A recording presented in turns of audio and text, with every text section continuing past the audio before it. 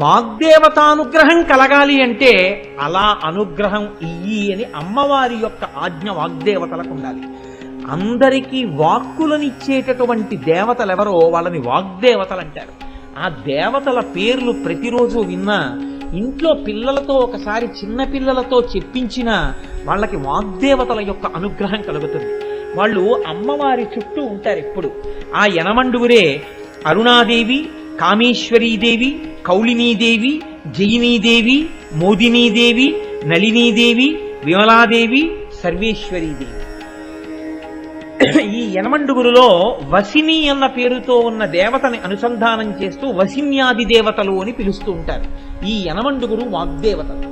వీళ్ళ అనుగ్రహం కలిగిందా, అమ్మవారు ఇలా కనుసౌజ్ఞ చేసింది అనుకోండి, వాళ్ళు వెంటనే అమ్మవారి యొక్క కనుసౌజ్ఞని అందుకని గొప్పగా